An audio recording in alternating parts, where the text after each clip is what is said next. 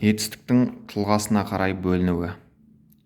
Етістік тұлғасына қарай екіге бөлінеді. Негізгі етістік, туынды етістік.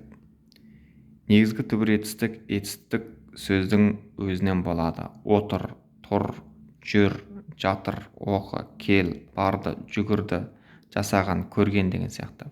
Туынды етістік негізгі түбір сөзден, сөз таптарынан сөз тудырушы жұрнақ жалғану арқылы жасалады. Мысалы, ақылдас, жырла тағы басқа. Туынды етістіктің жасалу жолдары. Есім сөздер арқылы: балта, би, бас, үтік, дамыл, сән, ек, сыр, пікір, орын. Туынды етістік: балтала, биле, баста, үтікте, дамылда, сәнде, екті, сырлас, пікірлес, орна. Басқа сөз таптар арқылы: бұрқ, күрк, жымың, күлім, ілгері, жоғары, аз, көп, ау-хау, қырау.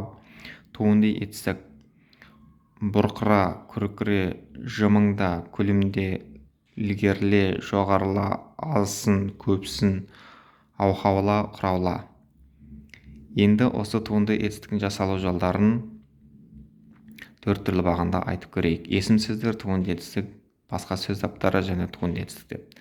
Балта, балтала, бұрқ, бұрқыра, би, биле, күрк, күркіре, бас, баста, жымың, жымыңда, үтік, үтікте, күлім, күлімде, дамыл, дамылда, ілгері, ілгеріле, сән, сәнде, жоғары, жоғарыла, ек, екті, аз, азсын, сыр, сырлас, көп, көпсін, пікір, пікірлес, ау-хау, ау-хаула, орын, орнына, құрау, құраула.